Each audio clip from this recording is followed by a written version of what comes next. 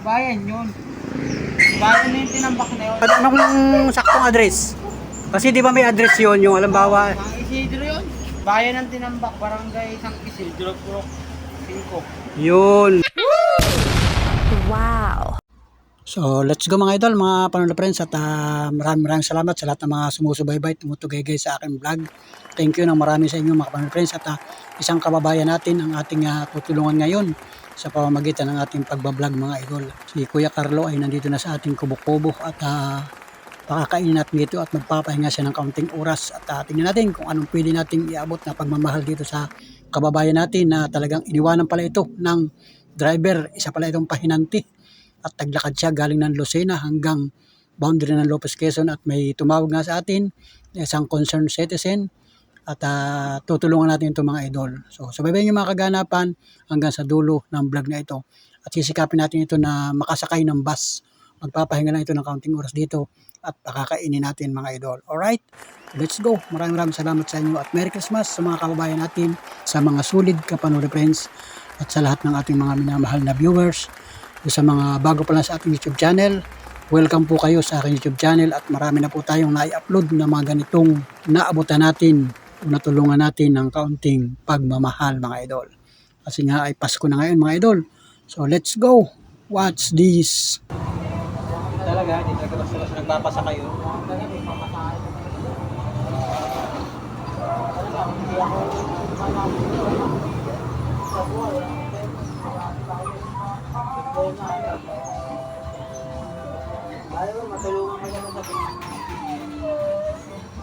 Marami namang tumutulong, kaya lang yung ibang ay nag-aalinlangan. Nag-aalinlangan talaga yung ibang mga tao.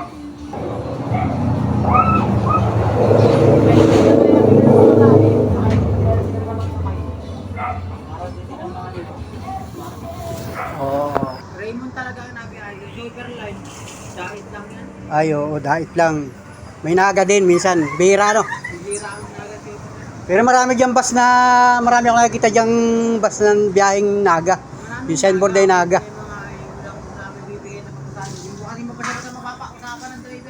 Oo. Sila din kasi dadalihin ng sticker. Oo, kasi kailangan may ticket. Kasi sila din ang Bilang kasi yan. Oo. Mga pera talagang kakilala mo, gagawin nila ng paraan yun. Ano? Oo, kilala ka nila. Hindi ka nila kilala. Pag pala ikaw ay walang ibang hanap buhay, mag-apply ka ng konduktor ng mga bus. Tanggapan baga ngayon, yung mga Remo na yan. Naka-stack na bus kasi namin. Marunong ka mag-drive. Kahit mga motor. Sa motor, marunong na. Marunong ka mag-single. Ba't mayroon kayong motor na single? Papa ko, meron. Yung papa mo? Oo, may motor pala na yung papa mo. Eh. Baka may may pick up, may anak yung pick up. Yung papa mo? Saan sa kumpanya? Hindi, kanya talaga, sarili yung pick up. Sarili niya. Ayun. Kapit ka ang kaya ko na drive yun. Ka pa. Marunong ka pala naman na yun. Ano Saka ikaw ay wala ka pa lisensya. Oo, magsikap ka.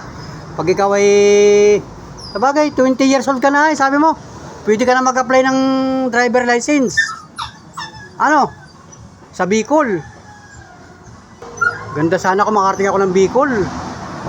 Makita ko yung lugar mo doon, ano?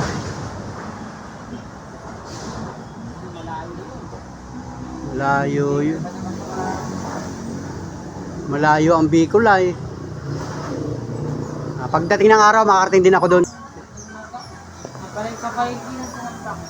Anong mga barangay sa doon sa Tinambak? May barangay 1, may barangay 5, may barangay 4, barangay 7. Yung barangay 7, durog-durog na yun. Dagat na yun. Pero wala mga pangalan. Basta mga numero lang. Oo, mga barangay lang. Oh, barangay. Pero yung inyo, barangay Tinambak. Oh, talagang lihiti mo kayong mga Bicolano. Ang salita doon, Bicol. Bicol Tagalog. Yan. Mag-uusap kayo sa Tagalog at Bicol, di ba naiintindihan ang Tagalog ng Bicol? Kasi magdaon yan. Manawagan ka sa mga Bicolano mo at ikaw nakikita ng mga viewers ko. Yan. Mga kababayan sa mga Bicolano, nandito si Kuya Carlo kay Panuli. Yan, at naispatan natin o nakita natin o may nagsabi sa akin na isang friends ko sa Facebook na may tao nga daw silang nakita doon na nasa tindahan at naglakad raw ito galing ng Lucena papunta ng Naga City dahil walang pera. Ano? Yan, si Kuya Carlo. At na-interview na natin mga idol doon sa may mismong tindahan, sa may restaurant, sa Sabungan. Ano? Sa may Sabungan. At pinakain ka naman doon. Okay na po yun, napakain na nila ako. Oo, yan. At yan muna yung merinda natin. Pinamerinda ko siya mga idol para naman makarelax siya. At maya maya ay kakain tayo ng tanghalian. Magpapaluto muna ako ng tanghalian. Para... Pwede na rin ako bumiyahin ng ito. Hindi, okay lang yan. Marami namang sasakyan dyan. Huwag ka na mag-alala. Basta... Oo, basta sagot ko ng pamasahe mo. Ako nang bahala sa iyo. Para... Di ko kami lalakarin yan sa barangay na. Magbabalik ka talaga. Ban talagang sakayan dun. May mga, siguro may mga pampaserong jeep. Ano lang yun? Nabuwa lang. Hanggang Nabuwa ang jeep. Walang ban talaga. Ban talaga. Mga single, yung mga motorcycle, wala. Mahal sa motor. Habal-habal. Oo, mahal doon. Magkano? Tapos ka ng 200 doon. Sa habal-habal. Malayo talaga, ano. Pero maganda naman ang daan, papuntang Tinambak. Opo, maganda naman. Kalsada talaga. Nagpasang SM. SM Naga. SM Naga. May SM na Naga eh. O, lampas pa dun. Paspas pa kami doon. Layo pa. Mga 4 na barangay kung mga nagpama. Bago marami. Dulo yung ano. Dulong-dulo na ng bayan ng Naga. Yung dulo na. Pero sako pa rin ng Naga City. O, sako pa rin yung mga barangay na. So, 4 na bayan pa mga nagpama. Marami pa ng barangay ang Naga City, ano. May ilang barangay ang Naga City. Ang tao yun. Hindi mo ba sa barangay natin? Hindi, mahirap kabisado. Pagpunta sa aming Tinambak, mauna, San Isidro, San Vicente, San Jose, Barangay San Juan, Barangay San Roque, pang-anim yung ano, Tinambak. Yung barangay Tinambak, pang-anim, ano. Layo. Abot ng mga motor yun, ano. Kaya ng motorin yun ng mga tao. Yung mga single, ano. Kakatid doon gabal-gabal doon, problema mga 200 ng isang tao. Parang haba ng Pupuntahan kita doon pagka may pagkakataon, mga January, bibisitahin ka doon. Kaya lang baka pagpunta ko doon wala ka, nasa trabaho ka. Kasi magtatrabaho ka na talaga yan, no? Ngayong sunod na taon, mag-aaral ka pa. Oo, gaaral pa talaga. Gaaral ako ni mama ko eh. Kasi sinabi ko ni mama ko, susunod na lang ulit eh. Ilang taon ka nang hinto? Isang taon na. Isang taon ka nang hinto? Ha? Tagal na ako nakahinto. Nakapagtapos naman ako yung grade 9. Grade 9 lang. Di ba may grade 12 ngayon? Pero hanggang 11 pa ngayon. 11. Ah, hindi ka na di ba yung 9 ay hindi pa tapos yun? Nakapagtapos ka lang ng 12.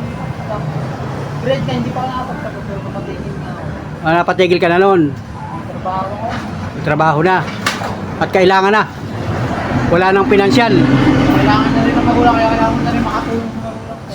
Ayun, gusto mo na makatulong kaya ikaw ay naghinto na. Oo, di ba yung mama ko kasi dati nag-aabot sa kanya. Nangungupahan lang kami. Wala kang sarili dun sa... Yung amin eh. Ha? Subdivision. Subdivision? Ano, ngupahan lang kayo? Patapos na rin ng ano, January, diba, December 21. Tapos ng ano? Bayaran. Tapos ng bayaran? Oo, kaya tutulong nga ako eh. Mabayaran. Ah, pagka kumbaga hulugan. 4,000 na kayo bawat isang buwan. Hulugan yun. Pagka natapos ninyo, inyo na. Inyo na yun. Doon mismo Tapos na sa... naman yun. Ha? Magkano lang ang kulang yun eh.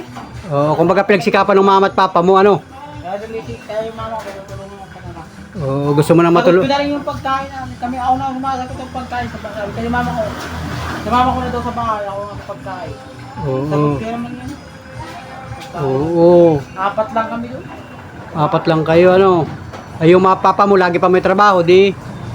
Nauwi din siya tuwing hapon yung papa mo. Ako po. Nakauwi talaga yun.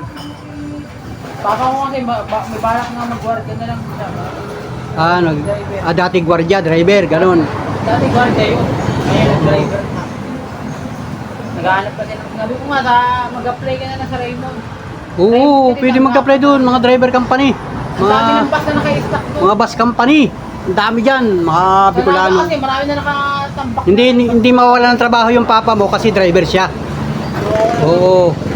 Tapos ikaw, pagka ikaw ay meron ka ng pangkuha ng lisensya, kumuha ka ng lisensya, driver license, pwede ka na. Kung 20 years old ka na ay.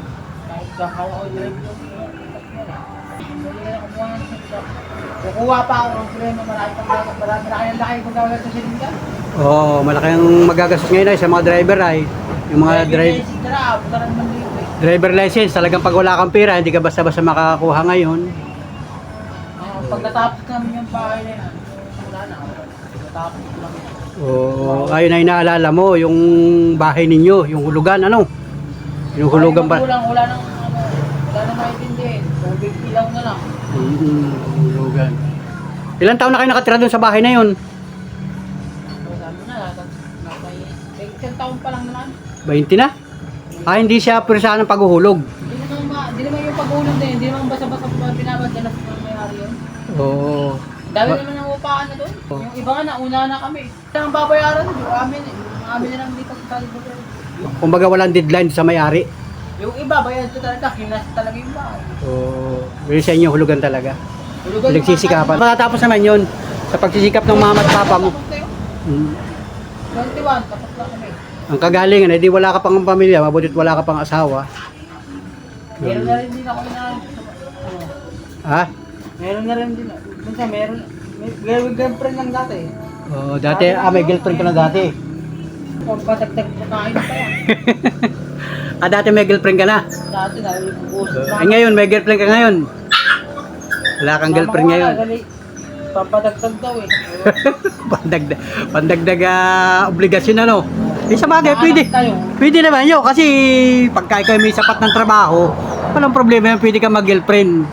Pwede ka mag-shoota. Kasi, gandang lalaki mo. Pambihirang buhay yan. Batang-bata ka pa. Siyempre, yung mga kabats mo na mga ka-generation mo, walang hindi magkakagusto sa iyo yun. Basta kailangan lang ay meron kang sapat na trabaho. Mailibre mo man lang yung iyong mga kaibigan. Laking pogi points nun. Ang problema nga, ito ang nangyari sa iyo. Hindi mo mauulit na yan. Oo, basta maging wise ka na pagka ikaw ay nagtatrabaho, lalo't malayo ang biyahe, maging wise ka. Importante dyan ay mayroon ka man lang contact number. Importante yung contact number para mayroon kang kaibigan na makontak mo man lang. Kasi mahirap umasa sa mga tao na hindi mo kilala. Kailangan talaga ay mayroon kang contact. Saka maging matalino, maging mapagmasid. Tutulong tayo, magsabi ka na ng tutulong. Oo, yun. Yan sabi ng mama ko eh. Magsabi ka na ng tao. Baka naman dati mo nang ginagawa yan paglalakad. Ngayon pa lang. Ngayon lang talaga. Kumbaga nagkataon na no. Kataon lang. Ayun, at kami naman naniniwala sa iyo. Base na rin doon sa mga kwento nung mga nakita ko doon at mga kakilala natin doon, talagang kailangan mo ng tulong. At saka nakausap na kita. Talagang tulong ang kailangan mo. Yung simpleng tulong lang hindi naman kalakihan ng tulong. Yung pamasahe lang. Papasko na rin. Oo, yan. Papasko na rin. Pasko na ngayon eh. Anong pizza na ngayon? Yata eh. Maka 15 na yata ngayon. December 19. 19 na ngayon eh. Pambirang buhay ang Pasko na. Grabe yan. Ilang araw na lang din, papasko na eh. Ilang araw na lang, Pasko na. 25 ang Pasko eh. Nandito pa si Kuya Carlo naglalakad. Hindi makauwi ng Naga. Napinding dito sa may Sabungan, sa may sports center. At Bari-bari, makausap ko yung may-ari ng Sabungan. Walang problema sa kanila yun. Problema na kasi ako. Lado na ko eh. Makikiusap ka sana doon, Ayun nga, talaan nga balak ni nanay. Papalapitin niya ako. Kilala daw niya yun eh. yung may tindahan doon. Kilala daw niya yung may-ari ng Sabungan. Dumating ka doon sa tindahan na yun, gabi pa? Umaga na. Araw na? Marami ng tao sa buhay, lumating ako dyan. Ay, kaya nakita mong sabungan. O kaya din nga ako tinulong ng mga barangay. Nagtanong ka doon sa una-unahan. Sabi doon daw. Tinulong nga ako, sabi nga, sa may relay, sa bagong tagbas ka ng kumaka. May mga nakausap ka doon. O mga barangay, sabi nga ng barangay, mapit ka dyan sa sabungan dyan. Sabi nga na totoo sa kanila, tulungan ka nila. Kaya tumigil ako sa pinaka. Ayun pala naman. May mga nag-instruction na sa iyo, mga kababayan natin dyan. Yung mga nadaanan mo, ano? Kung tatangkayin na kare, manghihingi ka ng tulong. Oo. Ayun, lumapit kaya, tumigil ako doon sa daan na yun. Kausapin ko sana si nanay, kung pwede niya ako tulungan doon. Makausap yung may-ari ng sabungan, mabiga ka lang, patak-patakan ka lang nila dyan eh. Oo. Kasi parang dami niyan, ewan ko lang. Ang kapano mga himandaan dyan. Oo, ang daming pira dyan sa sabungan.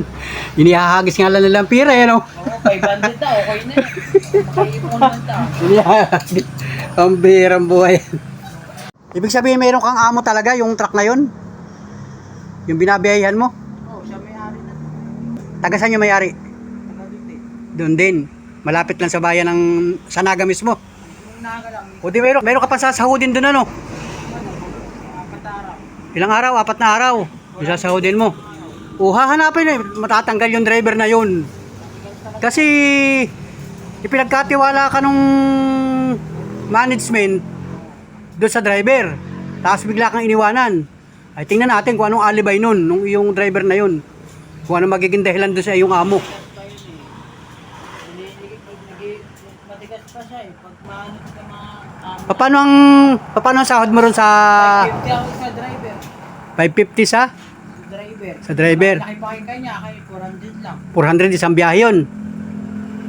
So, papasalamat ka, tinanggap pa niya eh. Ay di na kailang biyahe na kayo? Apat. 4. O di malaki-laki na yun. Hindi mo pa nakukuha yung sweldo. Ngayon, kumbaga unang sahod mo pa lang sana. Unang sahod. Yung sahod ko talaga, kung ngayon ko talaga, iipon ko. Ay, iniipon mo. Kukunin ko yun pag nakaapat na biyahe na kami. Ano yung maraming truck yung amo mo? Dalawa lang po. Dalawa. Di dalawang driver. Ako nagdadrive kang isa eh. Doon pa rin yung papa mo. Doon din. Kaya nga nag-away sila sa inuman.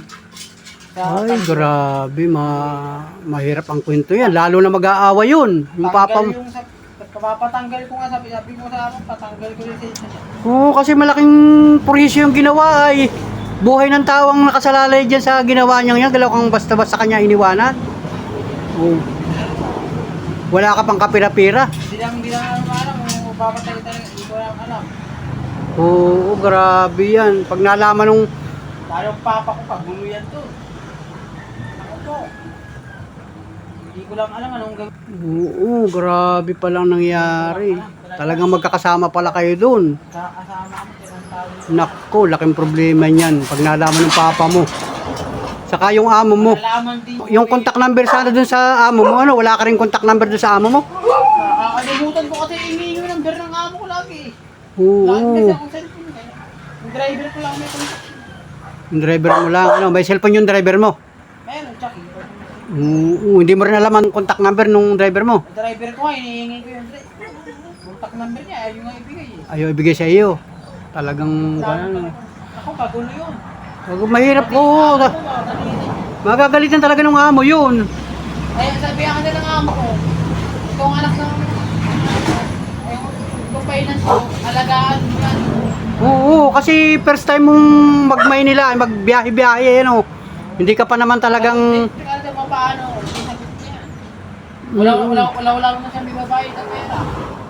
Tatabaho yun. Oo, talagang dapat ay aalalayan ka niya kasi siya yung professional driver at ikaw yung pahinanti. Alagaan yung finance. Oo, dapat talagang inaasikaso ka niya. Kaya ang truck, binibigyan ng finance kung masiraan ng truck. Oo, kasi ikaw yung katulong niya eh. Oo.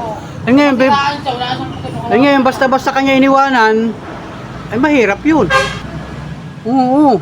Kung gagawin niya sa iba yun, hindi mapatay na siya. Ay nako, pag siya'y narapitol po, tapos siya ngayon. Kaya naman patanggal ang lisensya niya. Oo. Amo ko lang ang dedication niya eh. Amo kong sagot ka. Madadamay din ang amo ko sa ginawa niya eh. Anong pangalan ng driver na yun? Romy. Romy? Rodriguez. Romy. Romy Rodriguez. Grabe yan, si Kuya Hindi Romy. na ginawa niya kasi, madadamay yung amo ko eh. Oo. Siyempre, pag nadamay yung amo ko, yan. Ay tulad niyan, naispatan kita, nako. Sa YouTube channel, Rapitol po. Kailangan ng aksyon. Yari ka kamo. Hindi ko lang alam ano makikita ng magulang. Pag nauna nakita niya nakalive ko ako. Nakita ng amo ko yan. Hindi na yung mga kawala doon. Nabigbahay ko. Oo. Madali siyang hanapin kahit kumayan siya. Nakarecord siya. Oo, i-blatter mo, ipabablatter mo yan. Basta't ganun gagawin mo. Di ba kahit tumakas siya, wala mo siya magagawa. Nakarecord. Nakarecord siya. Basta't pagdating mo sa barangay, magpasama ka, una-una mong gagawin yun. Sabi ko sa'yo kanina, una-una mong gagawin, pupunta ka sa barangay, hanapin mo dun yung hipi ng barangay tanod o sekretary ng barangay tanod, Kapitan. kahit kapitan o may kagawad kang kakilala doon, yung mama mo, kakilala yung kagawad, ipabablatter mo. Magpapablatter po ako, magpapatawag po ako doon sa taong nang iwan sa akin, tapos kukuha ka ng accounting salaysay, ikwento mo yung buong nangyari, tapos ipatatawag, isisit ng araw, kung hindi man ngayon o bukas, sa isang araw, sa isang linggo, isisit yun, ipatatawag yung tao na yun. At doon kayo magdidiskusyon sa harap ng barangay. Magkakaroon kayo ng kasunduan doon. Manghingi ka ng danyos prohisyo.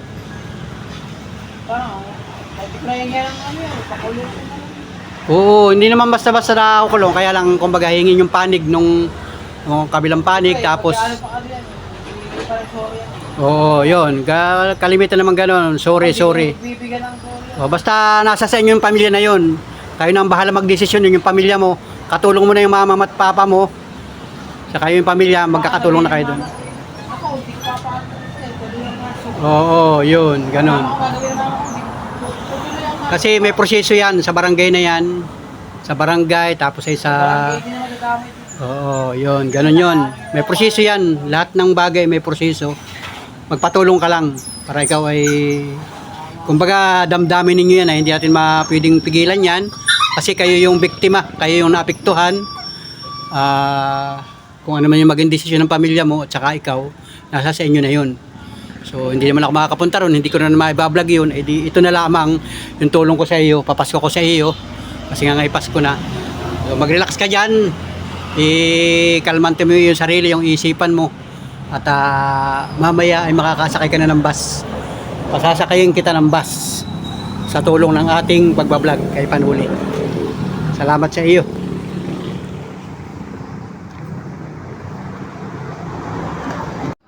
Pupunta muna ako doon sa bahay, ha? Huwag kang aalis, baka ikaw ay umalis, baka kayo maglakad. Antayin mo ako dyan, ako'y madali lang. So, ito mga idol, ito yung mga kaganapan ng interview natin kay Kuya Carlo na pinatuloy natin dito sa ating kubo-kubo. At ito nga yung aming naging kwentuhan, mga idol, hiningi ko yung kanyang panig, mga panula pa rin sa talagang ito pala ay legit na iniwanan. So, batay na rin sa kanyang kwento, ay hindi ko talaga matukoy yung lugar mismo nila. So, kayo nila po ang bahalang umunawa kung kayo man ay taga Bicol, yung mga viewers natin. Kasi ay wala akong idea kung anong lugar yung parting Naga at saka yung parting Tinambak. So, ang mahalaga mga idol, mga panula pa rin sa nandito sa ating kubo-kubo si Kuya Carlo at aalagaan natin kahit kaunting oras lamang at mamaya ay tayo ay magre-ready ng pananghalian. Pakakainin ko muna ito at tingnan natin kung may maibibigay ako dito na t-shirt kasi wala daw siyang pampalit na damit at mamaya ay aabutan natin ito ng pagmamahal para ito ay makasakay na ng pampasahirong bus at makauwi na sa kanilang lugar mga idol. So sa mga mag-anak nito at si Kuya Carlo po ay nandito sa akin ngayon at huwag po kayo mag-alaala at ligtas na po siya nandito sa akin at pagpapahingayin ko lang ng kaunting oras at maya-maya lang ngayong araw na ito ng Huwebes, December 19 ay pasasakayin ko na ito ng bus biyahing Naga. So pagdating pala ng Naga ay babiyahe pa siya ng van papunta naman ng Tinambak. So hindi ko alam yung lugar mga idol pero kayo na po ang bahalang umunawa mga idol. Basta ang mahalaga ay tayo nakatulong sa isa nating kababayan na talaga namang kailangan ng tulong. Salamat po sa inyo mga panel friends. Salamat sa lahat ng mga minamahal nating viewers. Sa lahat ng mga organic subscriber ni Panuli. Sa mga bago pa lang sa aking YouTube channel, abangan pa ninyo yung part 3. Kasi ay mahaba pa yung interview ko ngayon hanggang mamaya. Hanggang siya ay makasakay ng pampasahirong bus. Alright, let's go mga idol. Merry Christmas sa ating lahat. Maligayang Pasko sa ating lahat. God bless po. Mabuhay po tayong lahat. Alright, let's go. Thank you.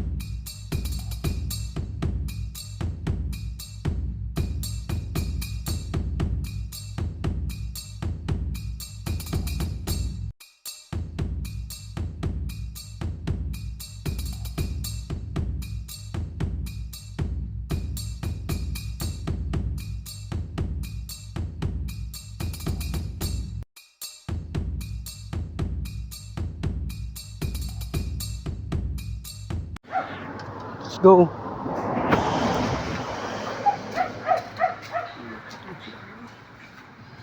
Nakakatulog siya mga idol.